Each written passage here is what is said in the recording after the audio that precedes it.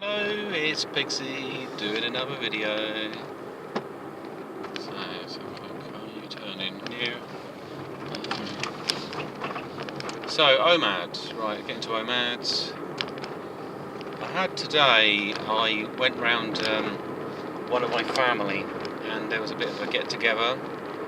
We had the usual, bring some nibbles, all that sort of stuff. So I brought some food. I went to what we have over here as Lidl's in the UK. They might have different names in the state, and they're probably connected to Walmart or something there, I don't know. There might be something else, they call themselves something else, like the Swedish thing. Anyway, so there was some decent food there, and it's bank holiday over as well, so some shops are not open.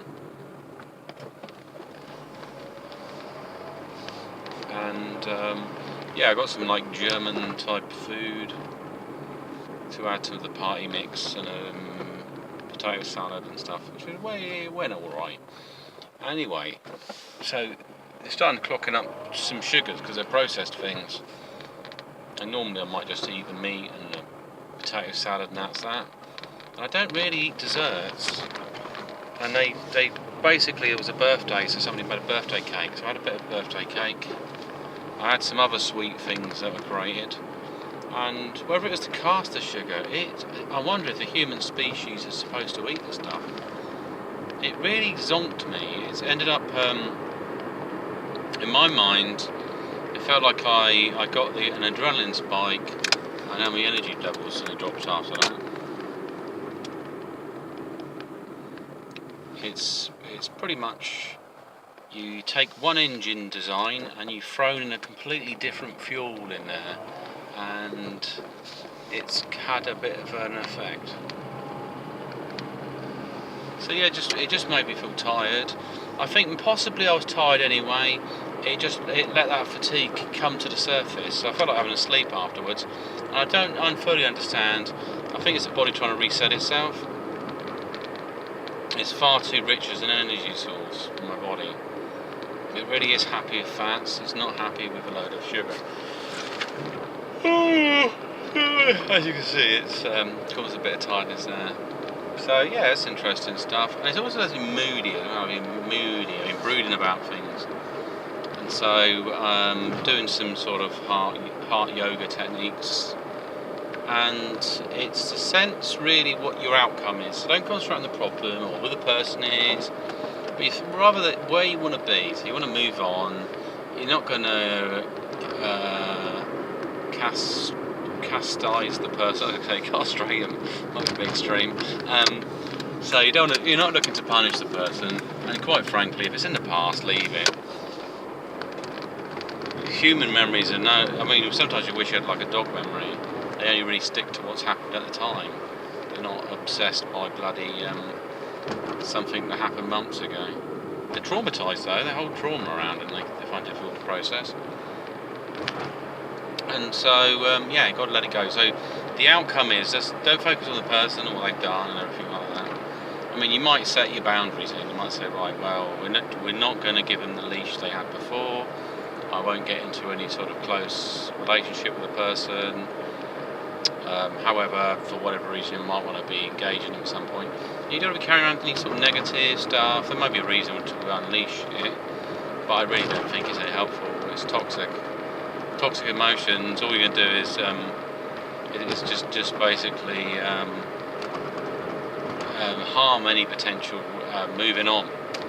And so the way to deal with that is you understand is that what your thinking network and your emotional network are somewhat different. And emotional information is processed very differently as well.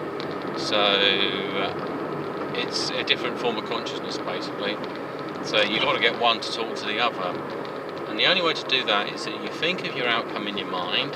So you want to say, I want to let go, move on. You know, kind of what you're in a form of awareness. So you're not going to be, you just basically, this person doesn't mean anything to you anyway anymore. That event doesn't have any value anymore. It's dealt with.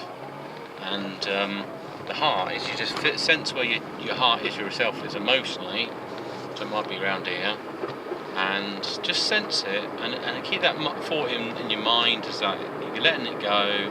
It's no longer a problem. You know, you're not that person you were in the past. They're not that person in the past anymore. Everyone's moved on. So let go of it. Forget about it. It's toxic. It's harmful, and it's no good for you. Let go of them feelings, and that's it. And then you just concentrate on that. But you don't keep repeating them. It's not like you're doing a mantra in your mind. You might want to if you've got some deep, fired up anger, I guess.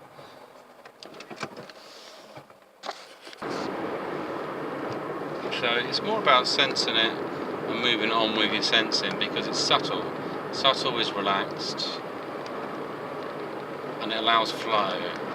Where if you've fixed views and ideas, they're a crystallised structure.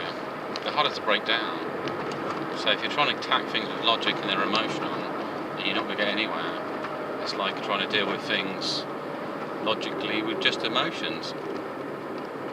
I mean, we only display a tactic, really, of trying to win the person over. And this is where things get messed up with relationships and stuff. You're trying to use logic. Logic took over for a little bit, and then the emotions took over the logic. It's all messed up, basically. It's not harmonised. So find that harmony back inside yourself, and then resolve that. So anyway, for me, just kind of letting go, it's not a problem. But if it does come up in my system, and it seems weird that sugar's done that it's come up in my head, because it doesn't really have any foundation in my thoughts. I don't need any kind of resentment. That's what it is: resentment, vendetta, moodiness. And you've got to kind of think of the most hurtful scenario, so whatever that might be, you know, or what would you feel uncomfortable about, and then to kind of emotionally test it, dry test it, we call that, where you'll be thinking about it, and then how do you react?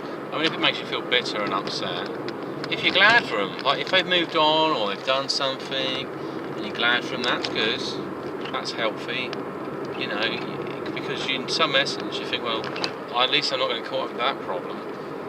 But the other thing is, no, you're not bitter about it. It doesn't matter, and that's really important, to get that place where you're just happy with being who you are.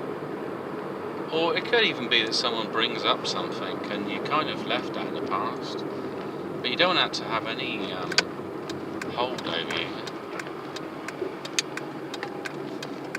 You know, like somebody referred to you as past trauma. You wouldn't want that to have any impact at work. You just want to be of clear view, clear thinking. So that's the main thing. Anyway, I think this is Peter signing off, and I'll speak to you soon.